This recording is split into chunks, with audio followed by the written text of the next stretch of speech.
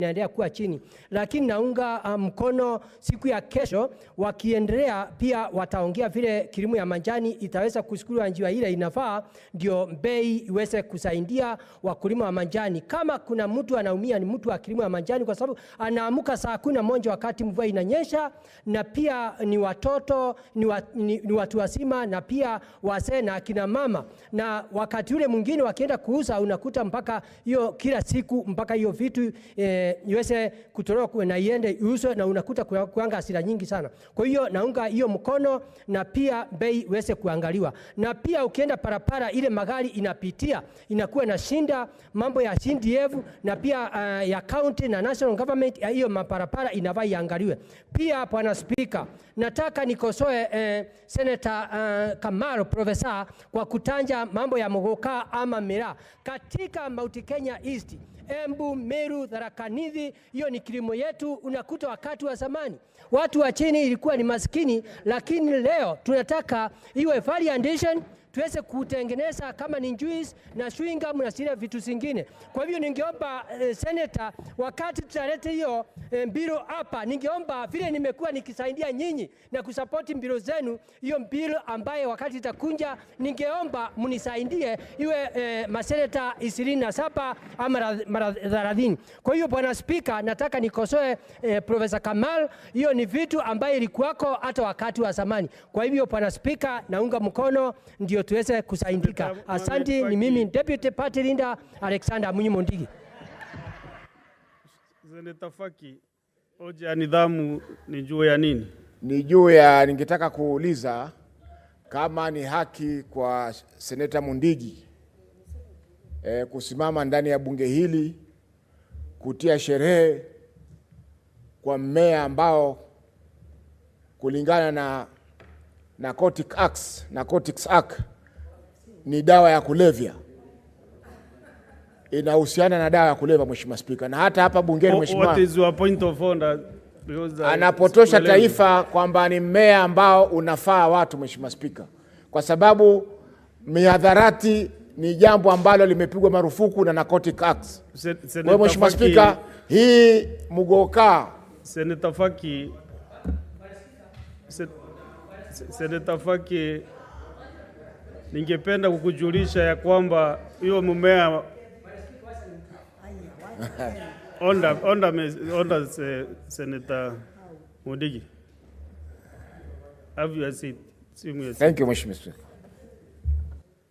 Nilikuwa na kueleza ya kwamba huo mmea unatoka Mbere huko Embu County. Ni mmea ambao umehalalishwa na serikali ya Kenya katika Crop Act 2013 ulihalalishwa. Kwa hivyo labda ulete sheria ingine ya kuitoa kama kilimo, kama mmea maalum wa taifa la Kenya, basi ndio utakuwa kweli.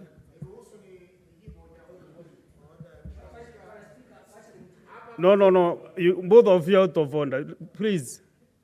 You executed your point of order, Senator Mohamed Faki. You brought a bill in this house, seeking to amend the Narcotics Act so that it removes caffeine and cathinol as narcotic drugs in our legislation. So,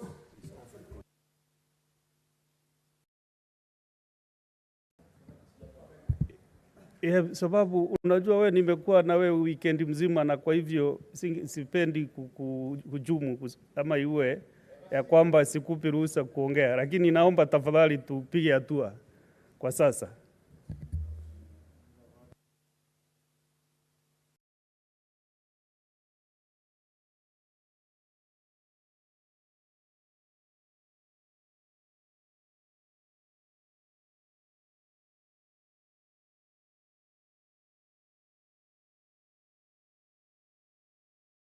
That is about tea, not Muguka, not Pyrethrum, not coffee. It is tea, International Tea Day.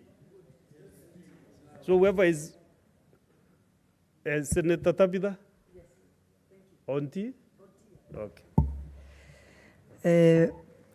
Thank you, Mr. Speaker, sir, for giving me this opportunity. And I also want to join the world as they celebrate the tea day tomorrow.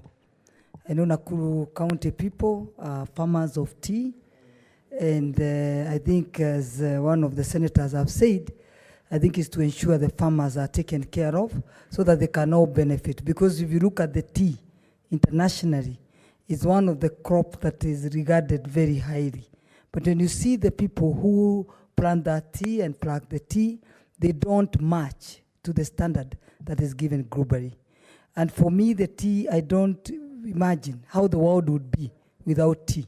Because that is the cup that you wake up in the morning to wake you up so that you are able to take your day. Then from there, I want to ensure, the people to know that tea is medicine, and we should all celebrate tea and have many cups as possible, but not replace with the wine that we want for our food, the beer that we want for, like the way MATIANG'I is trying to say. The thirst of the beer, the thirst of our wine, when we take our meals, it is different from the tea. So don't mix the issues. Just market your tea and ensure the tea, people understand it's medicine, and they can take as many cups as possible before the evening or before the end of the day. You can have more than 10 cups of tea. Thank you. Thank you, Mr. Speaker, sir. Senator Sifuna. Mr. Speaker, first of all, I'm aware that the entire government is in the US. So I was looking across the aisle and seeing some of the most vociferous defenders of this government. I thought they would be on this trip, but they are here celebrating International Tea Day with us. This should be a clear lesson that shouting horse from the other side will not endear you to the presidency, Mr. Speaker. Number two, I'm a bit confused, Mr. Speaker, on this International Tea Day. Should it be... Point of order, Senator Chalgei. Mr. Speaker, you cannot allow Senator Sifuna to be cantankerous. Mr. Speaker, under Section 105, Parliament and Senate Mwaso is an independent arm of government. The trip, Mr. Speaker, is undertaken by the National Executive. Is it in order to try and cast aspersions by indicating that any trip that is taken outside Parliament or outside by the executive should be taken with parliamentarians, yet we have our own budget and we are independent arm of government? Is he making it in good faith, Mr. Speaker? Or is jealousy that he was left out of the trip? Can he be clear? Senate. Honorable Speaker, I want members of this House to reflect on their own standing. When you are only invited to trips to the goat auction in Mogosho, but others are taken to the US, you should reflect on your standing within your own party. Mr. Speaker, the second point I wanted clarity on is whether in celebrating this International Tea Day, we are celebrating the growers or the drinkers. Because if it is the drinkers of tea, that debate should be properly anchored by Senator Osotsi from Vihiga and myself as the leading Luya leaders in this House, who are known to be the highest consumers of this product. I don't know what Cherargei knows about tea more than Senator Osotsi, because Osotsi both grows the tea and drinks tea heavily, Honorable Speaker. So my concern really is that clarity. Maybe the maker of that statement can tell us, are we celebrating the drinkers or the growers? Thirdly, Honorable Speaker, I was a bit surprised hearing the head of state speak the other day, and he said that he is not aware of any Kenyan tea brand. I have grown up drinking Ketepa, knowing this is Kenyan tea. I would like some clarity on these matters from the maker of this statement, Honorable Speaker. Does Kenya have a Kenyan brand of tea? What is this I've been drinking? Is Ketepa from Sri Lanka? Honorable Speaker, finally, I want to encourage the leadership of the areas, Nandi and even Bomet, where this tea is grown, to also reflect on the resolution of the disputes that we have seen, especially regarding foreign companies that have been holding land in those areas and have been growing tea all these years. At the beginning of this term of Parliament, there were very serious incidents in Bomet and in Nandi, where even people lost their lives and machinery was destroyed, property of immense value was destroyed.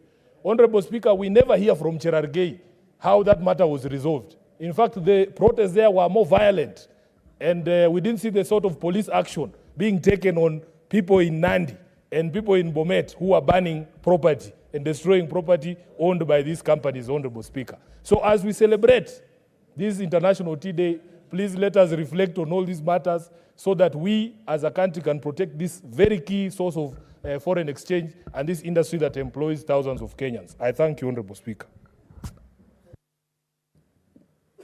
Senator Wamatinga Wahome. Thank you very much, Mr. Speaker. I also like to make a comment on this statement. Indeed, Mr. Speaker, sir, I come from a tea growing region, and we produce some of the best quality tea in Kenya. Mr. Speaker, sir, the problem that we've been facing as farmers across board is that we've never taken a firm position on how we can empower our farmers, be it tea, be it coffee, be it avocado, be it macadamia. Indeed, tomorrow, as we reflect on tea consumers and tea growers, we must ask ourselves, what is it that we've done for the tea farmers? Mr. Speaker, sir, I'm happy to report that for the first time, before this House, in the Agricultural Committee, we dealt with the tea bill and improved on it to ensure that we empower the farmers, and we by involving the county government, and more important, Mr. Speaker, sir, creating mechanisms where farmers can seek and access markets directly internationally. But as we do that, Mr. Speaker, it is also important to ask ourselves whether we've been doing enough to ensure that value addition in our produce, be it tea, be it coffee, be it macadamia, be it avocado, whether it does justice to our farmers. Mr. Speaker, sir, with a bit of attention and the diversity of knowledge in this House, we can be able to unleash our farmers by ensuring that the value chain that will unleash the farmers gets down there. As we also do that, it is important also to report that for the first time, we have a government in place that is and has come with a lot of political goodwill to ensure that the farmers of this country do not only get their rightful dues, but they do access and they are represented in the markets, in the boards that have been formed, and their voice is heard. Mr. Speaker, sir, for a long time, farmers have been left in the periphery. Decisions have been made in Nairobi, they've been implemented down there. But now, with the transformative bottom-up economic approach, now farmers are participatory and in a collaborative manner being engaged so that they become decision makers for the decisions that will influence them. Additionally, Mr. Speaker, sir, we've seen the Kenya Kwanza government strengthen the cooperative movement through its leadership, and that will ensure that farmers are able to live from their collective bargain by ensuring that they pull together their resources so that they can make better bargains and also achieve economies of scale. Finally, Mr. Speaker, sir, we've also seen that the government has endeavored to bring affordable fertilizer, subsidized fertilizer, though there are some people who had tried to abuse the mechanism. It has indeed improved the yield, and that is evidently clear. We can see that from the previous harvests, we have better yield, better quality, and most importantly, the farmers have been able to increase their income. And with that, Mr. Speaker, sir, I support. Thank you. Senator Buru Oginga. Yeah, thank you, Mr. Speaker. Mr. Speaker, I also used to grow coffee in Nandi, and I still have, I'm a farmer in Nandi, Mr. Speaker. And Mr. Speaker, sir, I want to comment about this International Tea Day, because, Mr. Speaker, Kenya produces very high quality tea. And internationally, Mr. Speaker, Kenyan tea is used for blending other low quality teas. And so much so, Mr. Speaker, that countries like Great Britain, which do not grow even a single tree of tea, have what is called English tea. And English tea is sold as one of the best teas in the world, Mr. Speaker. And yet Britain does not even have a single tree of tea in their country. Mr. Speaker, this is because of the trade barriers. Mr. Speaker, when it comes to protectionism, internationally, even in the WTOs, It is a very, very big argument that the developed countries where we export our goods, they want us to continue as appendages of supply of raw materials to their industries, thus creating jobs in their own countries. And Mr. Speaker, they want us to be exporting raw tea. That is why I think Honorable Sifuna was asking, where is the Kenyan branded tea? I mean, what is the brand of Kenyan tea internationally? Internationally, we might not have. We only have Ketepa here locally, Mr. Speaker. But when you want to export tea, processed tea, high quality tea of Kenya, they put very high tariff barriers on the teas so that you cannot access their market with those very high tariffs that they put on the tea. So they come here in Mombasa, tea is auctioned raw, and Mr. Speaker, our farmers don't get value for their sweat. Mr. Speaker, it is high time their market, if you process, if you do value addition. Mr. Speaker, this is the area where we should work on together with all the other countries together so that we can access those markets with the value-added goods, Mr. Speaker, so that our farmers and our people can get better value for our sweat and for our money, Mr. Speaker. Thank you, Mr. Speaker. Let's go now to Bungoma County. Asante Mheshimiwa Spika kwa nafasi hii. Mheshimiwa Spika, wengi wametaja na kusifia kunywa ama kubugia chai, aina yoyote ya chai. Lakini Mheshimiwa Spika, katika kizazi hiki katika serikali ya Kenya Kwanza, japo tunasherehekea siku ya kimataifa ya chai, lazima tuhakikishe kwamba katika vitongoji vya nchi hii wakulima na wanywaji wa chai wanajivunia vinywaji hivi. Mheshimiwa Spika, katika bonde la Ufa katika Mlima Kenya, miundombinu na msingi imewekwa imara kwa linda wakulima wa majani chai na viwanda vya majani chai. Lakini katika mkoa wa Magharibi, Mheshimiwa Spika, mambo ni tofauti. Japo tunasherehekea kimataifa, kimashinani watu wa mkoa wa Magharibi wana maswali ya kuuliza. Katika mkoa wa Magharibi, hususan Mlima Elgon na vitongoji vya Bungoma, tulikubaliana na serikali kwamba ni lazima ama ni sharti kuwe na viwanda ama kiwanda katika mlima ili wakulima wa majani chai katika eneo hilo waweze kufurahia kama wenzio katika sehemu mbalimbali za nchi ya Kenya. Hadi sasa mfumo wa makadirio ya kifedha yamepita, lakini bado tunaishi kwa matumaini. Tunataraji kwamba isiwe hadithi ya matumaini ya mbwa kutamatika pale mlango unapofungwa na mlango wa jikoni, Mheshimiwa Spika. Sasa tunajadili umuhimu ama ubora wa majani chai, lakini hatuwezi kuwa na majani chai ambayo yana hali ya juu iwapo pembejeo ni gushi. Iwapo pembejeo hizi watu hawataki kuwajibika na kuhakikisha kwamba wakulima wa majani chai, wakulima wa pareto, wakulima wa kahawa wanapata mbolea ambayo inastahili na hivi kwamba viwe viwango vya kimataifa. Sasa japo tunafurahi, tuna changamoto kama serikali kuhakikisha kwamba tuendelee kufurahia kwa pamoja kwa jasho la haki.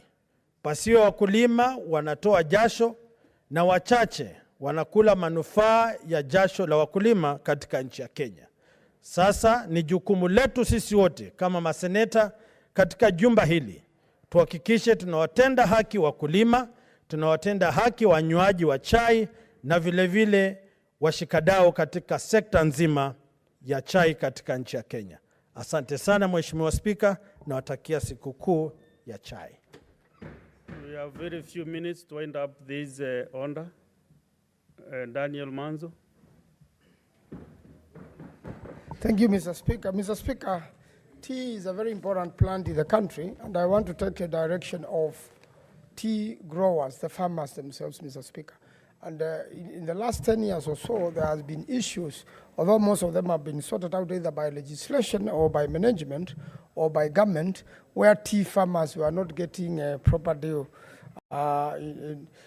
from their sweat. And Mr. Speaker, my first trip to Meru was with you when we were going to sort out a very urgent matter on tea growers. And we went to your constituency with yourself and quite a number of members of parliament, and the farmers came out strong, Mr. Speaker.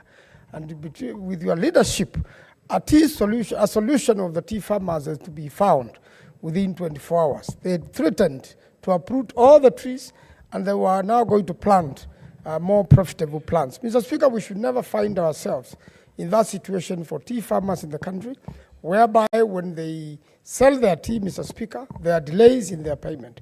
Mr. Speaker, when they sell their tea, they should be paid the right value for the tea, Mr. Speaker. I know the tea is marketed in Kenya and all over the world, and for many years I've been in the Committee for Agriculture, and I'm very familiar with what is happening in Mombasa, in the tea markets, and also what is happening abroad in the tea auctions. Mr. Speaker, now our tea, and especially tea from Meru and Mount Kenya generally, is highly sold in Russia through Dubai. So our marketers have happened now to find a new huge market in Russia. And therefore, we should make sure that, Mr. Speaker, at all material times, that the farmers get value for their sweat, and they get value for what they work for, and they get value for their commodity. I thank you, Mr. Speaker. I support. Senator Kisan Kipkemoi. Thank you, Honorable Speaker. Honorable Speaker, also arise to make comments on the International Tea Day, and also to confirm that Elgeyo-Marakwet County, actually we are a tea growing county. You know, we are known for other things, but we also grow tea, and we have one factory, and we are in the process of getting a second factory, Honorable Speaker. Honorable Speaker, as a country, you know, Kenya, we produce high quality tea, as our colleague Senior Oburu has said. But the biggest challenge that we have is we export raw tea. England, UK is using our tea and processing and packaging, and they call it English tea. You go to UK and buy expensive tea, and the beneficiaries are not Kenyans who are growing the tea, Honorable Speaker. That's why it is very important that if there are any barriers that doesn't allow us to export our processed tea, that we do the way the president has done with the Japanese, the Toyota in Japan, Honorable Speaker, where they are coming to Kenya and set up a factory to manufacture spare parts. We also need to, if they don't open up and these barriers, then we make them to come and process the tea here in the country so that we can generate employment opportunities for our youth, Honorable Speaker. Honorable Speaker, if you remember early 80s and early 90s, Honorable Speaker, when there was a lot of deforestation, the late President Daniel Arap Moi came up with Nyayo Tea Zones. And the reason for Nyayo Tea Zone was to ensure we conserve our forests. I believe also we need to encourage our communities, because in the process of planting and growing 15 billion trees, Honorable Speaker, we need to partner with Kenya Forest Service so that we can ensure all around our forest, instead of fencing our forest, Honorable Speaker, we plant a few meters of tea, which will generate employment. It will give us foreign exchange and also employ our youth, Honorable Speaker. It's very important. And Honorable Speaker, people have talked about addiction, maybe Miraa and Mukuka, Honorable Speaker. I believe even tea, the Keteba tea that we have taken forever, Kenya, we have some very pure tea, Honorable Speaker. Maybe we need to put something that can make our youth get addicted to tea instead of other things. We need to ask Keteba if there is anything that we can put so that, you know, we become addicted to tea and not the other issues, Honorable Speaker. Sifuna, I know you are saying you are highest consumer of tea in Western Kenya. If anything, majority, if you go to Rift Valley, we don't consume the other things you guys consume. We consume tea and milk. Honorable Speaker, tea, just tea and milk. Honorable Speaker, let's encourage also our people that where they have fertile land, where tea can be grown, we should encourage them to start planting maybe an acre, 2, 3 acres, 5 acres of tea, Honorable Speaker, so that we can have more cash crops across the country, Honorable Speaker. Honorable Speaker, I support this today. We need to celebrate our farmers, Honorable Speaker, because the person to celebrate most should be the farmers and also the consumers. Thank you, Honorable Speaker. I support this particular Last but not the statement. least, Senator Abbas Sheikh.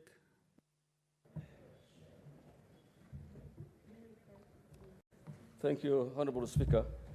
You know, the tea growers think that only they have the right for tea only, while Northern Kenya people are the highest consumers of tea.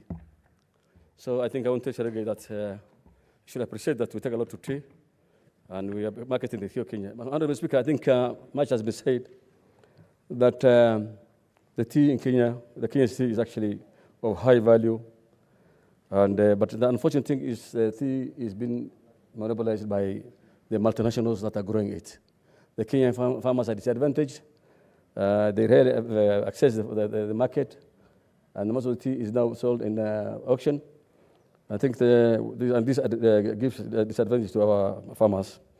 One other thing is that tea coming from Kenya, especially which is one of the best tea, is that people like UK, they grow tea also. Pakistan, they grow tea, but they still import from here, and they package it and rename it, rebrand it again and rename it. That the source of the tea is coming from Pakistan, it's coming from UK, something like the Kiteba. Kiteba actually tea is tea that is grown in Kericho by these multinationals, but when you go to those other parts of the world, you'll find that this tea is actually said the source is coming from UK. And I know the same thing is done by Pakistan and other countries. One other thing is the problem we have actually is middlemen. You know, in most of the crop agricultural products, farmers are not getting the value for their money, but their product. It's at their disadvantage. Actually, most of it, they are brokers. And this guy is called KTDA, actually has not given good services to our farmers, especially the small-scale farmers. And therefore, we need to review the tea auctions and all these things. One other thing is that the Kenya, instead of selling the raw material, we need to value add the tea. So at least we can be able to get the product, the value for the product and for the farmers. Thank you, Honourable Speaker. There's a member who is on and off, Senator Tabitha.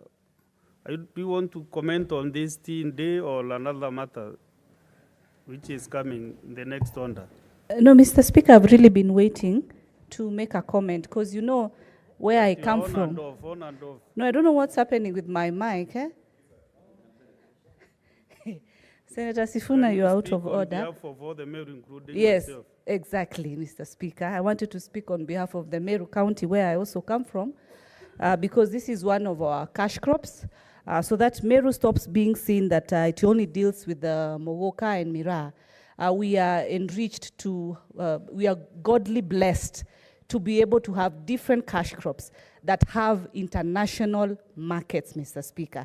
And that is why I want to encourage many people even to visit, because it's very hard, you know, very hard to find people suffering with any hunger or any challenging issues, because when it comes to job opportunities and cash crops, we lead in these two great cash crops. But all said, Mr. Speaker, I just wanted to ask Senator Cherargei why this invite was not extended to this Senate, because some of us would pride in also celebrating, especially with the growers. The concern that Senator Sifuna had raised on who is to be celebrated, but it is good to know that without the farmers, they will not be able to have the end product. And of course, being the users of the end product, it's always very critical to celebrate these farmers and to always ensure that they continue expanding their agricultural sector. I'm one person who, from a business perspective, I do support the tea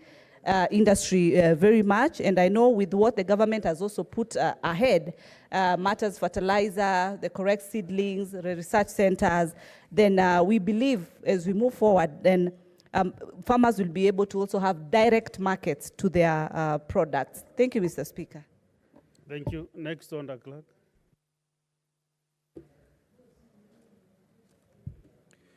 Order number 9, the Houses of Parliament Bicameral Relations Bill, National Assembly Bills number 44 of 2023. Second reading.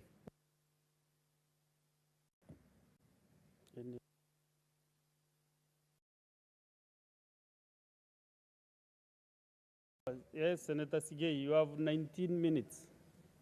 You can utilize them if you are intended to do that. Thank you, Mr. Speaker. Senator Tabitha is already complaining, and I'm indicating to her that I will do not more than 19, but could be less than 19 minutes. And Mr. Speaker, thank you for giving me the opportunity to speak to this very important and sad bill, particularly that has been brought before this House. And to start with, Mr. Speaker, I would like to ask the honorable members of this House to read the report that the Jailer Committee has tabled on this particular bill so that they understand the extent of what provisions the bill is seeking to. And while the majority leader, Mr. Speaker, was moving this bill, he did indicate to the House that over time there has been efforts made to ensure that the bicameral relations, that is the relationship between this House and the National Assembly, is harmonized so as to ensure that the legislative mandate of the two houses is in such a manner that it will be aimed at advancing the role of these two houses. Mr. Speaker, he went ahead to also confirm to the House that previously there have been efforts to indeed pass a legislation that would govern this particular relationship, and this is the Houses of Parliament bicameral relations, which is currently being debated. However, in the 12th Parliament, there was a bill that was passed by this House, determination of the nature of bills, procedure bill, Senate Bills number 30 of 2018, which this Honorable House debated and passed, but did not manage to be considered by the National Assembly. The reasons behind that inability to have it considered, Mr. Speaker, is what, in the view of our committee, is what informed the content of the present bill. And therefore, Mr. Speaker, I would like to ask, as I've said, the members to read the report, which the ultimate decision that the committee made is to reject this bill in its second reading. And the justifications, Mr. Speaker, are all running through from the provisions of the first clause to the provisions of almost the last clause, which in a short while I will explain and justify why the committee proposed that, or rather recommended that this bill be rejected in the second reading. Mr. Speaker, Article 94(1) of the Constitution of Kenya provides for the mandate of this House, and that particular mandate is exercised for and on behalf of the people who elected the membership to this House. That Article 94, read together with other provisions of the Constitution, provides for the bills that must come through this House, whether it is emanating from the National Assembly or whether it has started from this particular House and it goes down to the National Assembly. This particular bill, Mr. Speaker, has in its provision tampered with that particular mandate of the House, and in the process has largely affected or will largely affect the legislative process, which this House will definitely have failed pursuant to the provisions of Article 96 in its role of protecting the devolution and the relevant other additional mandates of the county governments. Mr. Speaker, in essence, what the committee has come up with is to analyze each and every provision of the bill and has given its mandate, has given its recommendation in whether or not such a particular provision supports the mandate of this House or not. In our report, which is running through, Mr. Speaker, 3 chapters, we have had to analyze each and every of the provisions which has been provided for in the bill and given our recommendations. Mr. Speaker, one of the very critical provisions which we must analyze, and the reason why we are saying we should reject this bill is the provisions of Clause 6(2) of the Constitution. That seeks to say that the question about interpretation of whether or not there is an issue that must be determined by the speakers is, according to this bill, after the bill has been read in the National Assembly.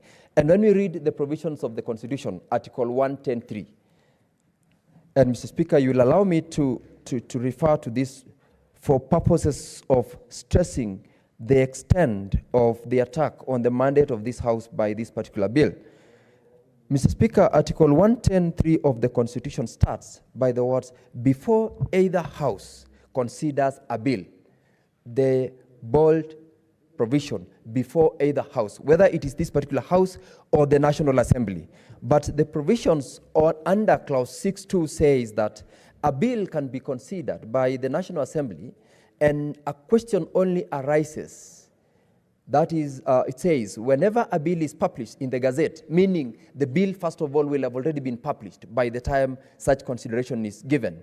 In accordance with Section 4 of this Act, a speaker may, subject to Section 7 and at any time before the period specified for the second reading. That is very critical, Mr. Speaker, because what the bill is saying is that you can consider a bill. It doesn't matter whether there is a question as to whether it affects counties or not. It can only become a question after the second reading. In this case, it only becomes something that the speaker can now be referred to have been seized over question. We are saying that particular interpretation under this provision of 6 subclause 2 is completely and fundamentally different from what the Constitution under Article 110(3) says. And on that basis alone, Mr. Speaker, we are saying this bill has taken away the mandate of this House without considering the fact that the bill in itself ought to have enhance the relationship between the houses to ensure that the legislative mandates of the two houses and as per the Constitution is supported to be as broad and as inclusive as it should be. Another very peculiar provision, Mr. Speaker, is the clause that provides under Clause 11. This is on conciliation in the event of a disagreement. Remember earlier on, this House, you gave communication on formation of a mediation committee because of the disagreement that arose out of the Division of Revenue bill. This particular act is stating that where there is disagreement, it doesn't matter. This is actually, the wording of it is, where the speakers of the Houses of Parliament are unable to reach a joint resolution on a question after invoking the provisions of subsection 1, the originating House may proceed with the consideration of the bill notwithstanding the disagreement. That particular proposal is making nonsense of the mediation process because the House, or rather the Speaker, can decide to say, look, it doesn't matter the fact that we are supposed to go for mediation, we will proceed to consider the bill notwithstanding that existing disagreement. And that is one of the reasons why the committee felt that instead of curing the lacuna that is in law, the bill seeks to disregard the role of one of the houses, either this House or the other House. And Mr. Speaker, when we have such a provision being put in law, it plays completely contrary to the provisions of Article 96 that gives this House unvetted a role and mandate to protect the houses. As it is framed, Mr. Speaker, the bill generally violates the provisions of the Constitution that derogates in terms of the judicial pronouncements. You recall that we have had cases all the way to the Supreme Court. Some of them are pending. And indeed, as a matter of fact, Mr. Speaker, the cases have been suspended for the sake of facilitating negotiations in the two houses. And when this bill now is passed by the National Assembly, it is a direct indictment on the fact that the two houses had desired to resolve the disputes which are before the court. In essence, Mr. Speaker, the position that has been taken by the National Assembly to pass this bill is a direct indictment on the pending cases, on the goodwill that this House had, and the goodwill that the leadership of this House had in considering an accommodation of negotiations prior to the cases being resolved by the court. One other very particular provision of this particular bill is the one that states that if one House has considered the comments and submissions by the public in the course of a public participation, another House is under no obligation to do public participation in the case of any particular legislative process that they are undertaking. And that, Mr. Speaker, is completely against the provisions of Article 118 of the Constitution. Mr. Speaker, this is the provisions of clause. This is the part 5 of the bill under clause 19, subclause 6, where it says, in considering a bill or a matter on which a committee of a House of Parliament has conducted public participation, a committee of the second House may, A, elect not to undertake a similar exercise and rely on the findings of the committee of the first House. Mr. Speaker, the provisions of Article 118 of the Constitution gives it a mandatory term that before you consider any particular legislation, you must engage in public participation.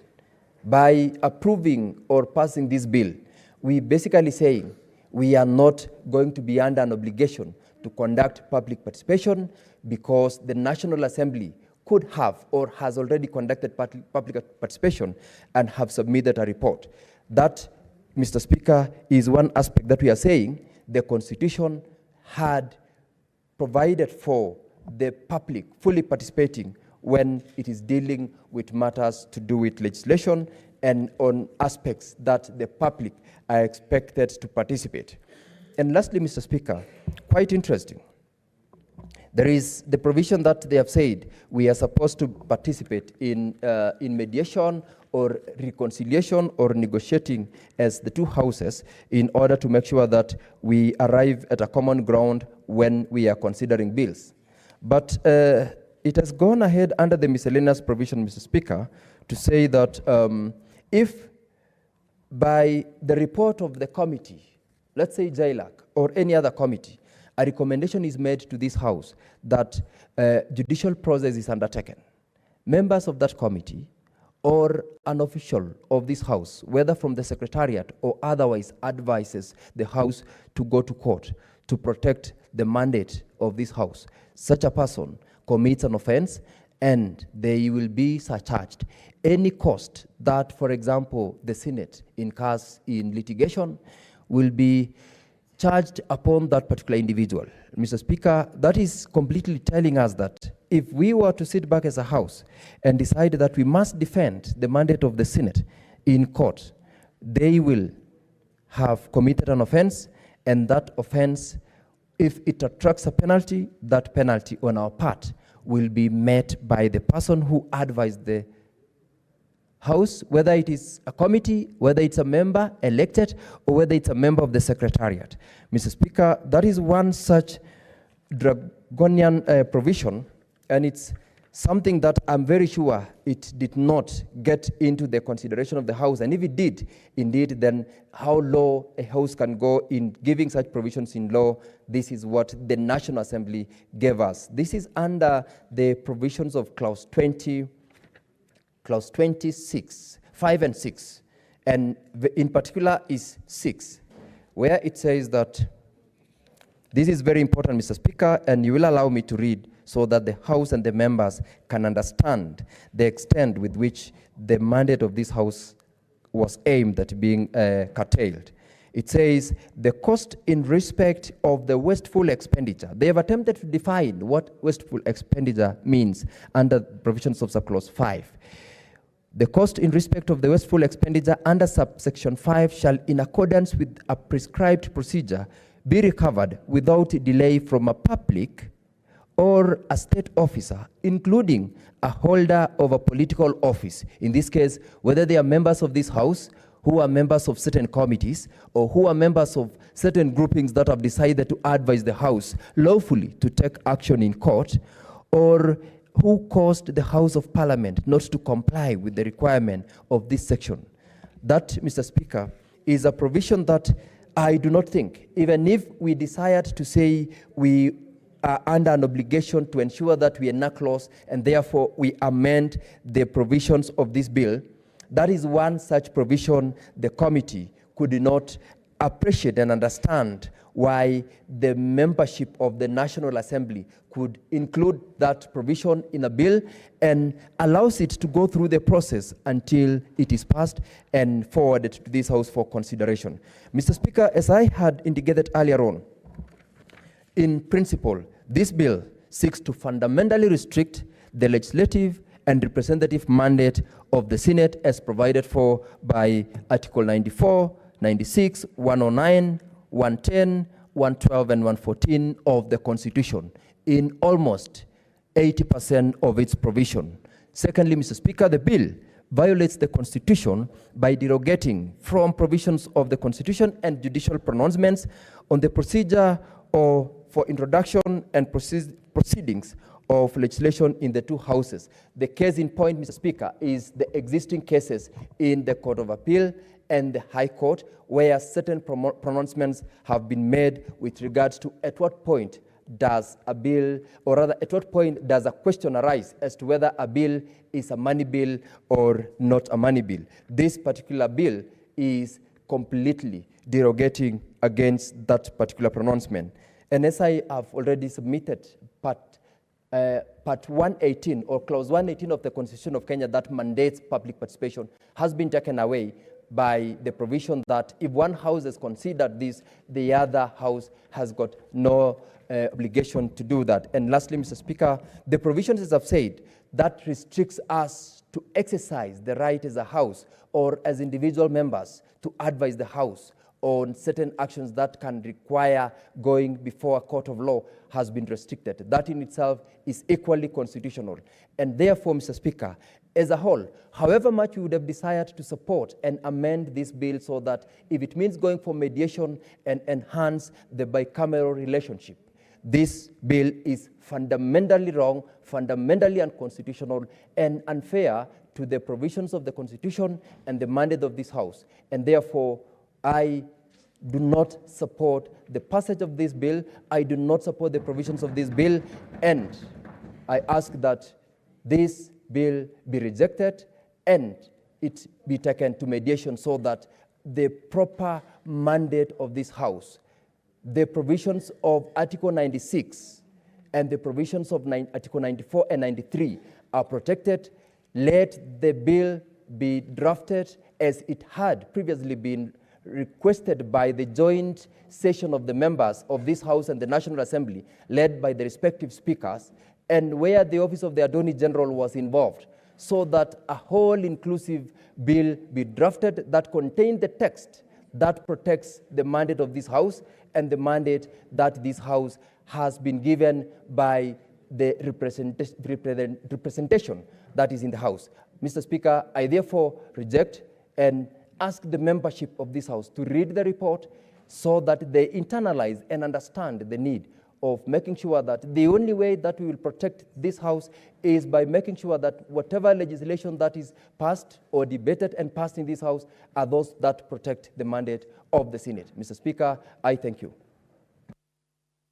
Thank you, Chair Jailak. Next is Senator Chalgay.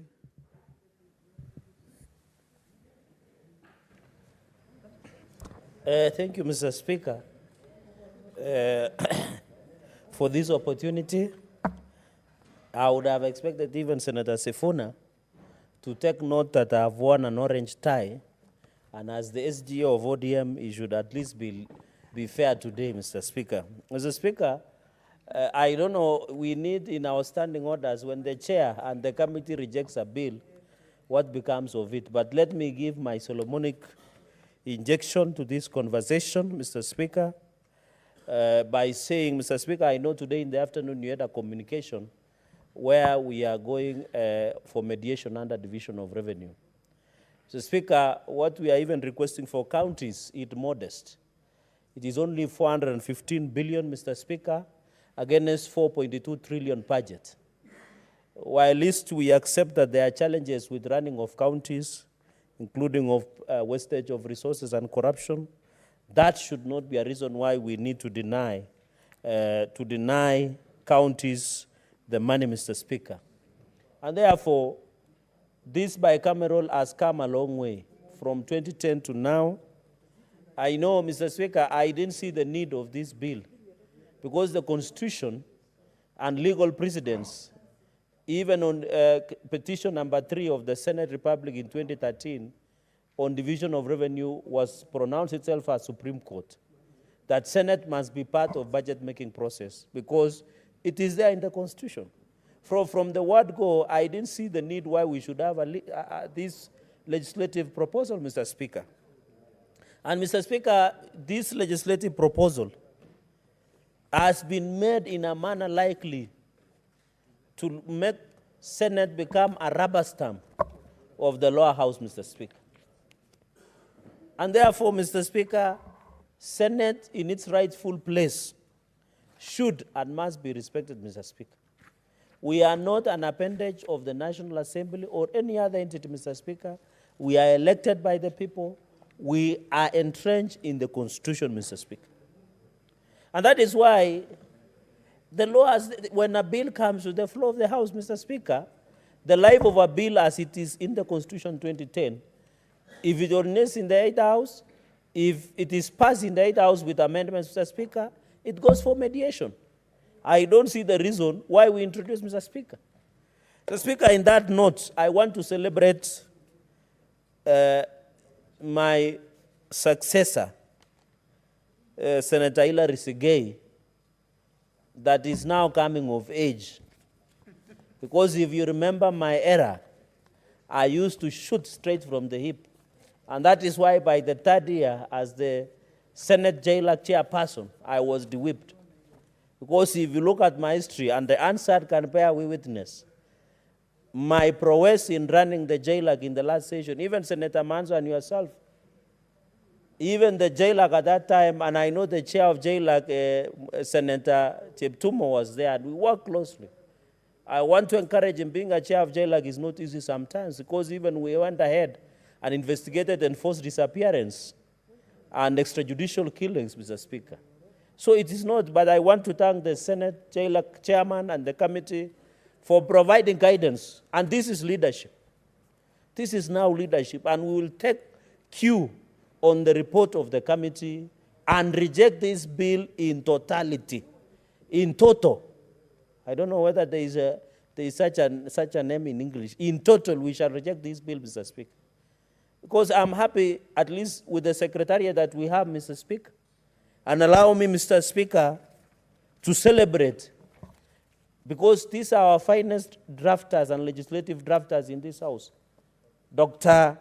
Johnson Okello, Director of Legal Services, Mr. Speaker, for being elected the President of the Multinational Association of Legislative Council, the first African jurist to sit. That body was formed 40 years ago, Mr. Speaker. But we have Dr. Johnson Okello, our Director of Legal Services, who holds PhD in law and has practiced law for our legal practice for over 2 decades, Mr. Speaker. I know where he comes from. Having education is not a problem. But we celebrate him, Mr. Speaker. For us who have interacted with Dr. Johnson Okello, Director of Legal Services of the Senate, he is a man of immense knowledge and wisdom and guidance at any given opportunity.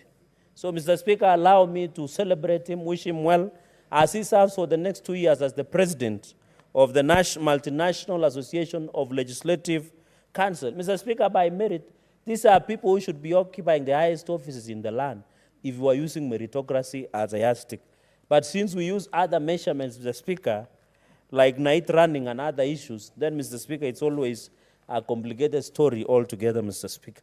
Mr. Speaker, allow me to make 5 comments. And thank you also, Mr. Speaker, and your office for supporting our secretariat. We are saying, Mr. Speaker, our secretariat are the best.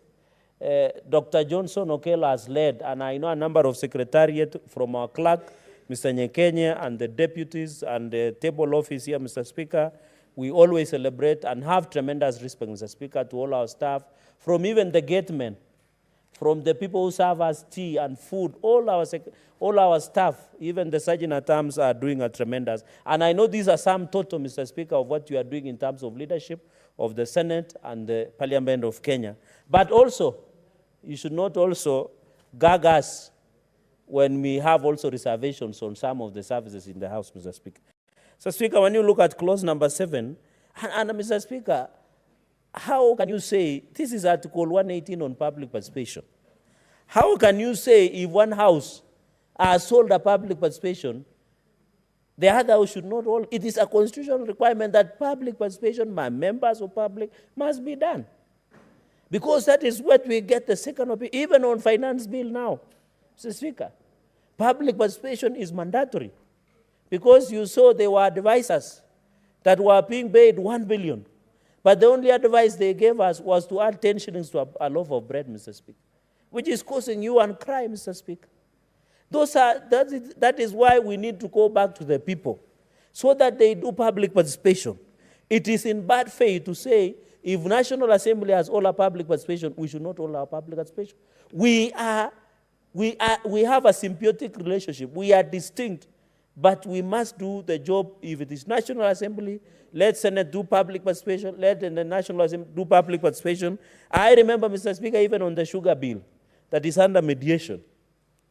When National Assembly did public participation, they didn't switch some areas. What we should be proposing is that if a National Assembly has public participation in Makueni, then now Senate can do it in Siaya, for example, or they do it in Nairobi, we do it in Nandi, we do it in Figa, Mr. Speaker, and I think or Bomet, or even Meru, so that we can complement each other, but it's not a competition, Mr. Speaker. So on this one, on the public participation, Mr. Speaker, this is the fall flat on its face and must fall by their own sword, Mr. Speaker.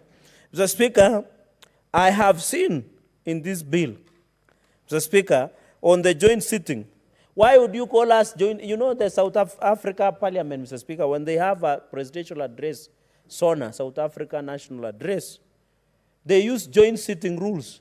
Why are you calling us for a sitting rule, for a joint sitting, and let's say you use National Assembly, standing orders, and then you make you the speaker to be like deputy speaker of a National Assembly speaker? The Speaker, this bill has been drafted with an intention to demean and disparage and eradicate the standing of the Senate, Mr. Speaker. So, Speaker, that is why, as a Senate, we can pride ourselves. For the first time, we have said we want money for counties, 415 billion, Mr. Speaker. And we stand by that. It will not change anytime soon. But the other day, when they were handling issue of fertilizer, they could not even rise up to the occasion and put the wrongs into right, Mr. Speaker. Even in the process that under one care, I don't want to revisit, Mr. Speaker. Mr. Speaker, I know this issue of county government, it does not concern the issue of under section on the certificate of joint resolution.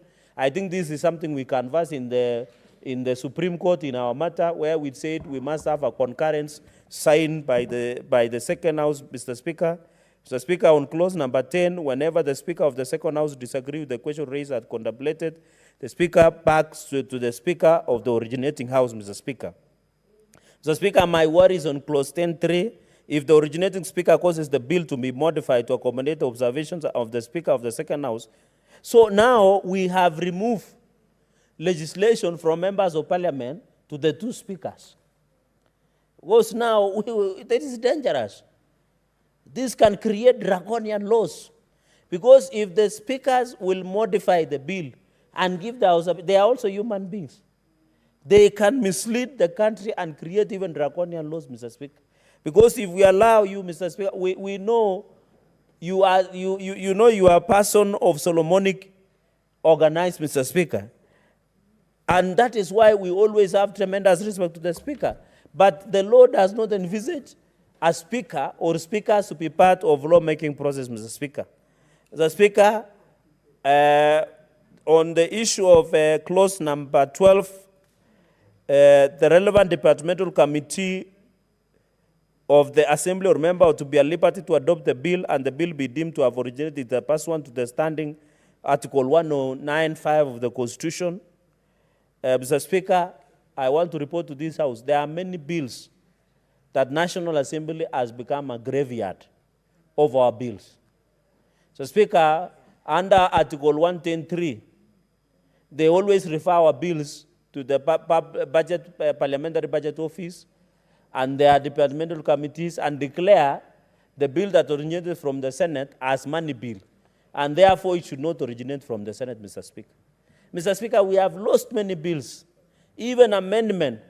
I made an amendment, Mr. Speaker, on the issue of the issues of diaspora. The National Assembly are telling me that it is not a function of the Senate. So I'm asking, a county like Busia is bordering Uganda. Does it mean it cannot be part of the international community or affected by international law? County like Mombasa is bordering other countries like Turkana, Kajiado. Does it mean it cannot be affected by the international law, Mr. Speaker? So, Mr. Speaker, on this one, clause number 12.3, we need to be careful because members will be struggling hard to develop bill. Mr. Speaker, you approve. When it goes, they send it and declare money bill, Mr. Speaker. Mr. Speaker, number 50 point, or shall appoint its members of the mediation. I think that is straightforward, Mr. Speaker, because in any case, like the way you did today, Mr. Speaker, like the way you did today, is just a procedure that the Constitution has provided.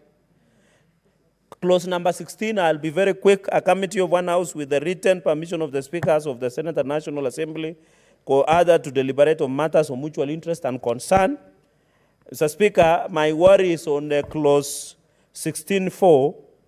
The National Assembly and the Senate shall, upon commencement of this act, prescribe under their respective standing orders for the joint rules for the conduct of the sitting.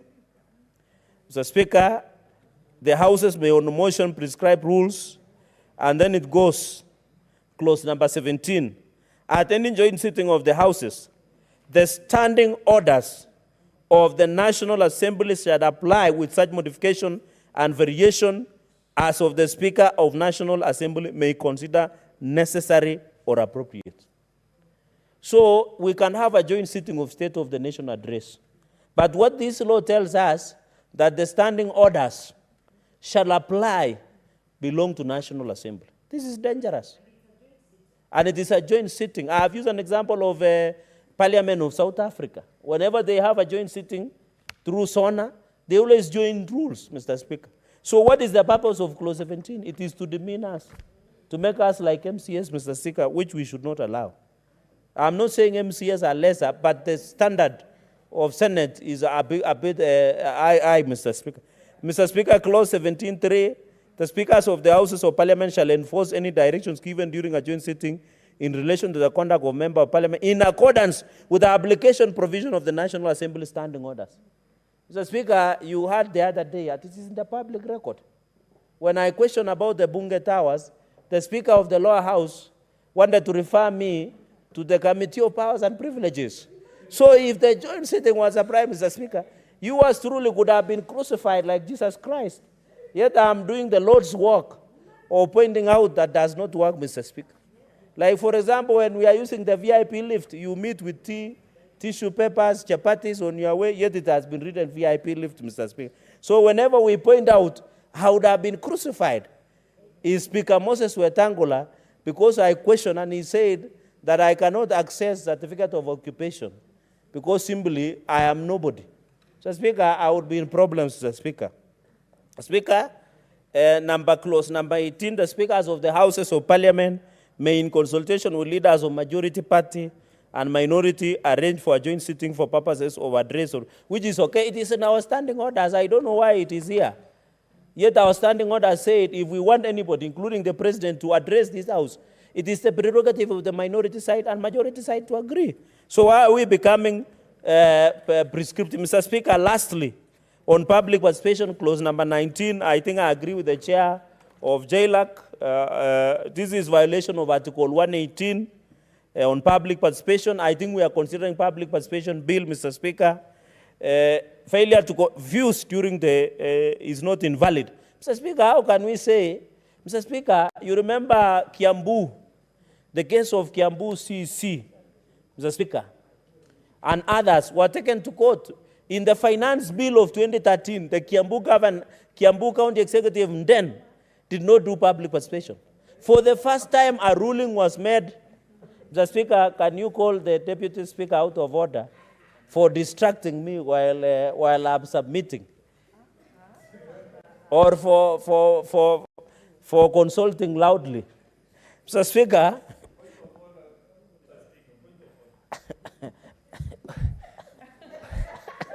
What's your point of order, Senator Kaduri? No, I forgive Senator Chalage. He's my junior, so proceed, Senator Chalage. that's your point of order. Deputy Speaker, you're out of order. Cherargei, proceed. The Deputy Speaker, I'm giving him instant justice the way he does. Mr. Speaker, on the issue of, we need to be careful on this issue of public participation. I was using the case of Kiambu case in 2013, where they did public finance bill without public participation. The courts have made themselves clear. How can you say here, the Committee of Parliament shall consider the views from the participating, but you go ahead and say it is not an offense not to consider? It's self-defeating. There is a precedent that has been set in place, Mr. Speaker.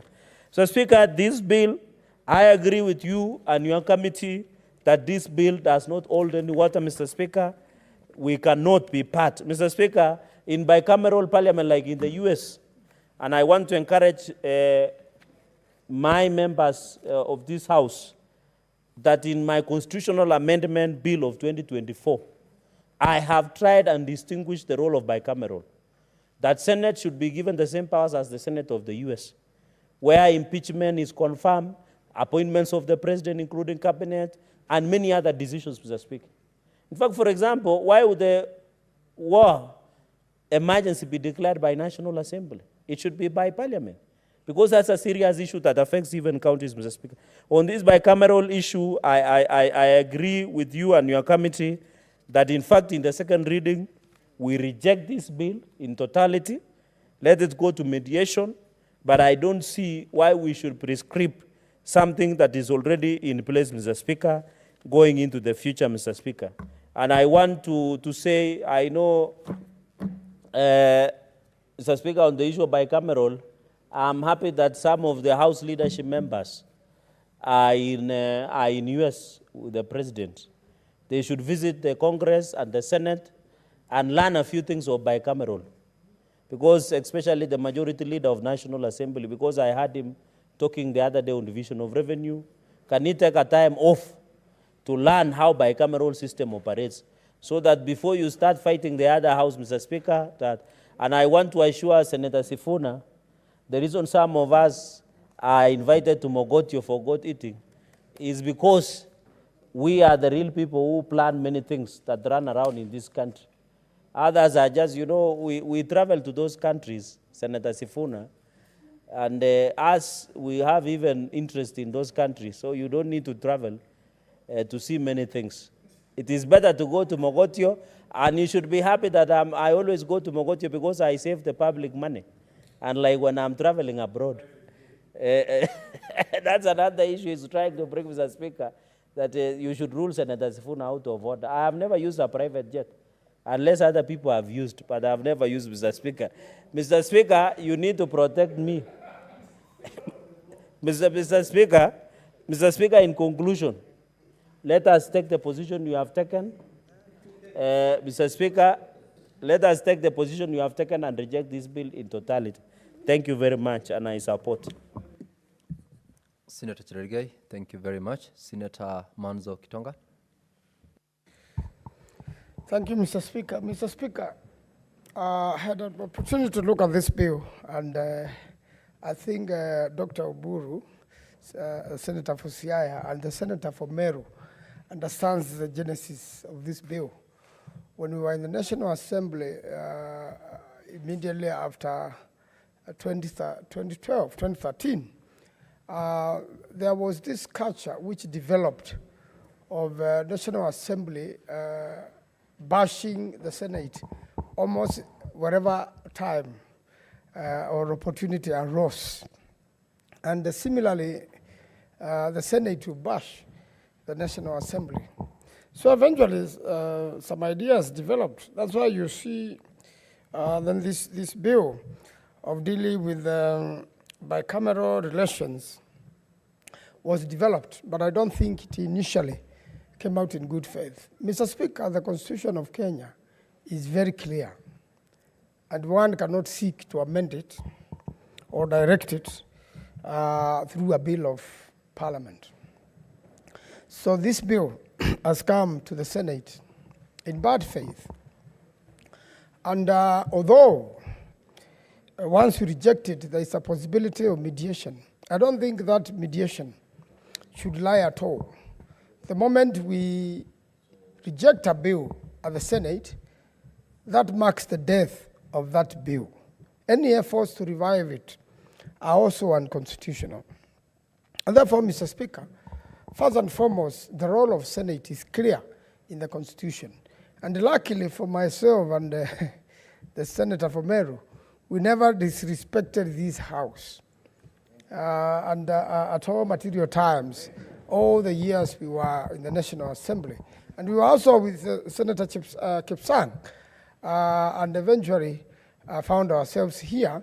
And in fact, Mr. Speaker, if you compare the two houses, I just want to be kind enough. It feels much different to be in the Senate. It's a little bit apprehensive at the National Assembly, very unsure whether you'll have an opportunity to speak. And in fact, many people queue at 2:30 and it gets to 7 and they have not had an opportunity to speak. And that can run for months, Mr. Speaker. You know what that does to a member, Mr. Speaker. Senator Manzo. Yes, Mr. Speaker. Senator Karen, the leadership of the House the other day made a recommendation to the effect that we do not do what you're just doing when someone is on the floor. You are on phone. Kindly respect the House and allow Senator Manzo to be heard in silence. Proceed, Senator Manzo. Senator Karen, thank you, Mr. Speaker. So, Mr. Speaker, this bill had its origins in the wrong footing. Mr. Speaker, I want to say that the Parliament after 2017, there was a little bit of improvement of those frosty relationships. And in fact, it was Howard leadership which used to lead this bashing from the lower house to the upper house. And that will go unchecked. And it's like, up to the time the speakers agreed now to be comparing notes under Article 110 as to the status of a bill, whether it's a finance bill or not. And in fact, I want to agree with the Senator Fernandi. And that's why you see some of us are not very anxious to process bills, especially if you're in the opposition. You begin a law here, and as soon as it is passed here, when it gets to the National Assembly, it finds its gravesite. That happened to Senator Zani's bill on cooperatives.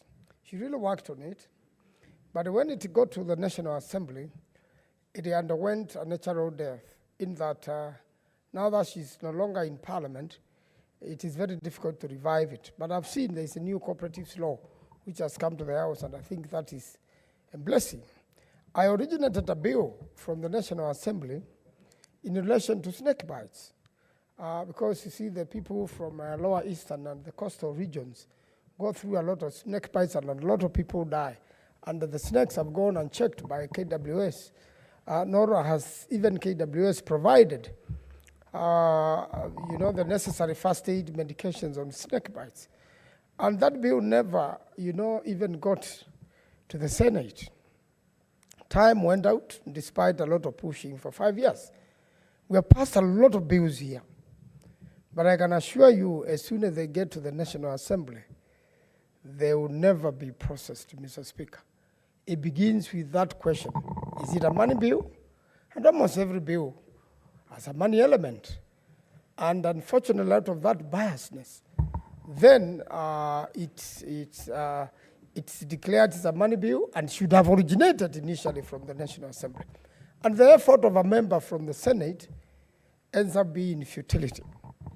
And again also, Mr. Speaker, I had a lot of hope when ours truly, Senator Wetangula, became the Speaker of the National Assembly. I thought that would really increase because he understands this House and he understands the National House. The National Assembly, he's been in both houses. And I believe he's going to be very instrumental in bringing the right interpretations. And in fact, during his tenure, those attacks have reduced. And again also, with our Speaker now and the Deputy Speaker, the Speaker Kingi is a very experienced lawyer in this country and also experienced administrator, having been in the National Assembly, having been a cabinet minister, and having now been a governor, and then he ends up in this house. So he too carries the experiences of the two houses. And that has given a lot of peace into a lot of things, especially when it comes to where the two speakers have to sit and agree on a way forward of a bill. But that notwithstanding, I don't know how this unfortunate bill has found itself getting voted at the National Assembly and getting forwarded here. I believe the two very experienced lawyers should have ruled it unconstitutional on the face of it. But again, I've seen this practice, Mr. Speaker, over the years, whereby speakers allow the houses to have their day. Instead of making the decision for us, they allow us to make the decision. And I think we are now at the right position to make a decision. And I believe the decision we will make in this House will not be contested elsewhere, not even the National Assembly. And only one issue I want to point out, and I don't know what Senator Sifuna thinks of this. When we were dealing with the Aussie bill, we raised an issue of public participation of this House and said, wherever public participation takes place in another House, when a bill comes to this House, then we should do public participation. And I expect when a bill comes from here and goes to the National Assembly, I expect public participation from the National Assembly in accordance with Article 118. But there was a very unusual situation, and I guess that's why we are at the Constitutional Court on the issue to do with the House bill, that now when it came here, we never really did public participation. Probably would have gotten more ideas and improved it, but that is in the past, Mr. Speaker. We left it to the courts now that it has already become law, and we actually have a hearing date to litigate on the same. Mr. Speaker, it is important when the law is followed on the face of it, and especially the Constitution. When the constitutional provisions are as clear as they are now in relation to the bicameral status, and when the Constitution itself has made it clear what's the role of each House, then there is no need to have a bill of parliament seeking to interpret the Constitution or seeking to amend the Constitution in one way or another. The spirit of the law of the Constitution must remain, so that, Mr. Speaker, we leave the Constitution, its spirit, and the letter of the law, Mr. Speaker, as it was enacted by the people. Mr. Speaker, the people of Kenya brought the 2010 Constitution. Anybody wanting to amend it, they know there are provisions which go back to the people through a referendum, and their constitution, their provisions the two houses can also amend. But I can assure you from my experience, there has been very many constitutional bills seeking to amend the Constitution, and they have never met the threshold required of 2 hours, even from the National Assembly. They never made it here. And I think, Mr. Speaker, that should be the standard. Therefore, I want to support you and the Committee of Justice that this bill fails the constitutional test and should die here, get buried here in the Senate, and should never be resurrected at anyone's time. I thank you, Mr. Speaker. I oppose. Senator Mutinda Maureen.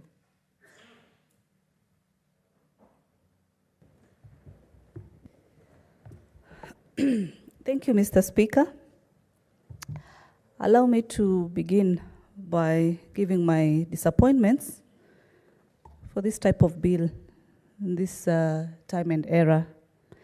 As a country, we pride in being a bicameral parliament. Unlike other countries, like when you go to Uganda, it's only National Assembly.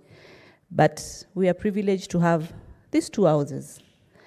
And actually, let me further relay my disappointment, because if the Senate was not there and we only had the National Assembly, putting in mind the positions that we have as nominated senators are on this side of this house, then in one way or the other, this room will not be in place.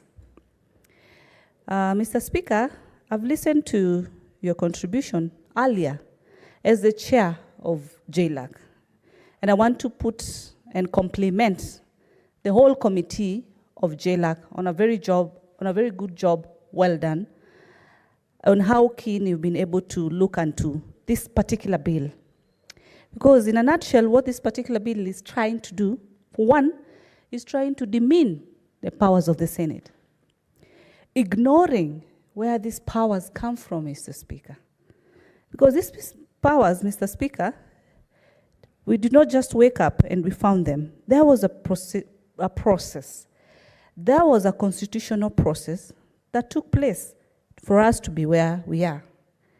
As colleagues have said very clearly, Article 95 and Article 96 of the Constitution has stipulated very clearly the roles of the two houses, the role of the National Assembly and the role of Senate. It has defined the exact role. Hence, each and every senator among the 67 knows their mandate, their role. So why then do we need to embark, waste government and taxpayers' resources on trying further to try and do what has been done? Mr. Speaker, I've looked at this bill, especially Article 3, in terms of the objectives of this act. And from A to J, all the classes that have been mentioned here, they are ranging from Article 109.4, Article 110.3, Article 110.3, Article 107.2, Article 109.2 of the Constitution of Kenya, meaning and indicating that all these have been factored, all these have been considered.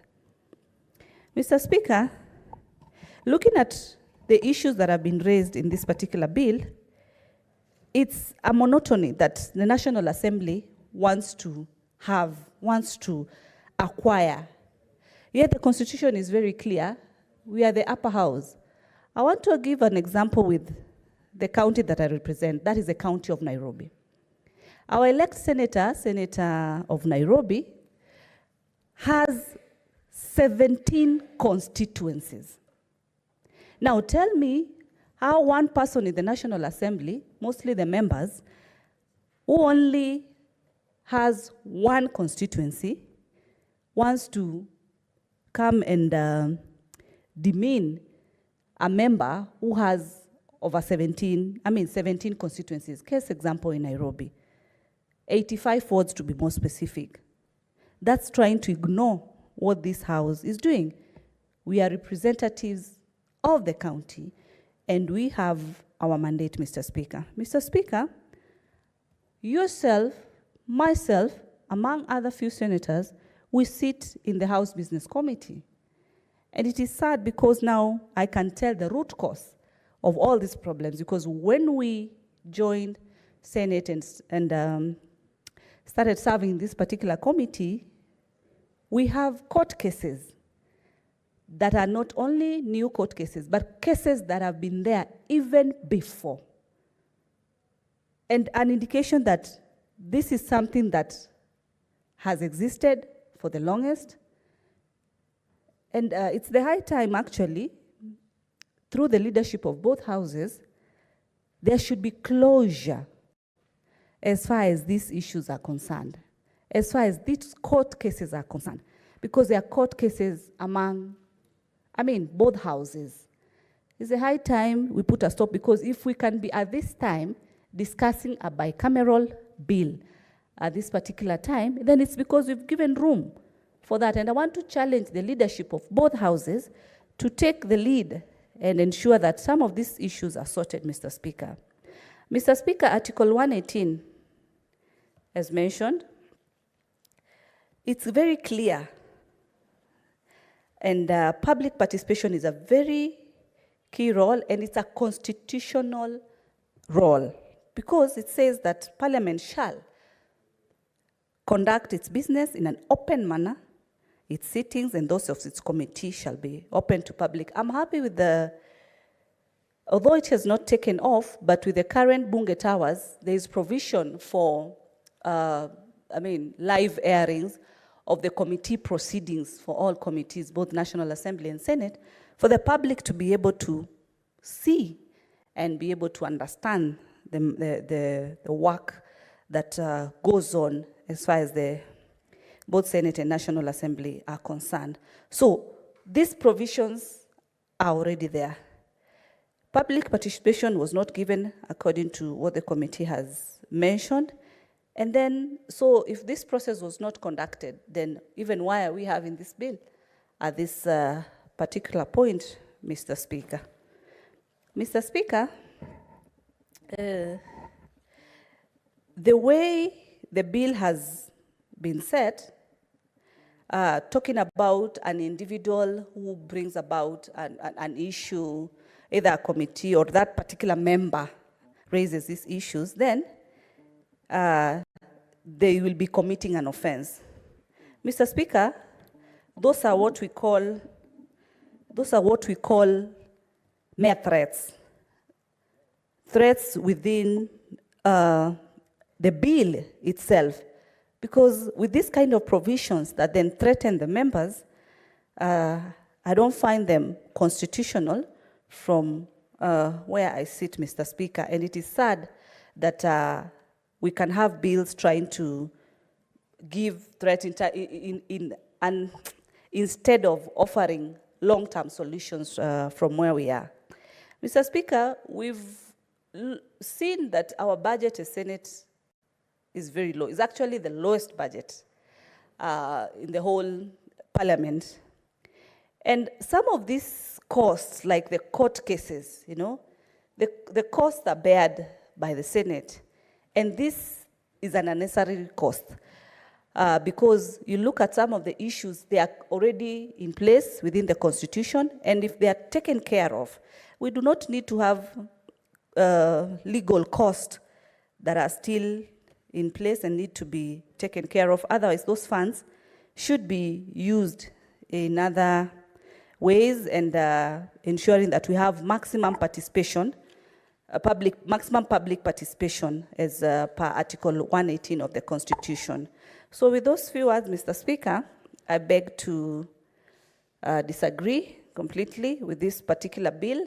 And if you would allow, because soon we are going on recess, that if today you could even close on this bill, we vote on it as early as tomorrow, and focus on the bills that will be able to help us move forward. Thank you, Mr. Speaker. Thank you, Senator Tabitha. Senator Edwin Sifuna.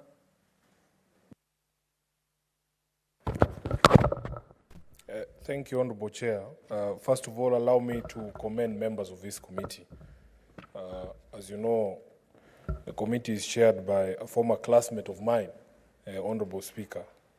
And it is such bold decisions that make me proud of being a member of this House, that we can look at legislation objectively and say we have issues with this proposed legislation and that we cannot support it. In fact, some of us have taken a position on previous legislation that has been sponsored to this House or originated from the National Assembly, that if a bill is unconstitutional, you should not even entertain the thought of subjecting it to a third reading where you then introduce amendments, because our position in the minority is that you cannot introduce any amendments to breathe life into an unconstitutional bill, and that an unconstitutional bill should be dealt with forthright from the beginning as an unconstitutional bill. So, Honorable Speaker, I see the members of this committee here are people that I would take their position very seriously. I see that Senator Catherine Muma is a member here, Senator Veronica Maina, and of course Andrew Omtata Okoiti, people whose advice on the constitutionality or otherwise of any piece of legislation I take very seriously. Honorable Speaker, there are 3 or 4 examples that I wanted to give, and I saw that the chair of the committee himself ran us through as a House some of those unconstitutional provisions, and this is what led to the conclusion by the committee that we as a House cannot abide by some of these proposals. But I want to challenge the committee that after we reject this bill, I think one of the problems we allow ourselves to get into, Honorable Speaker, is to allow such bills to originate from the National Assembly. How do they beat us to originating such legislation?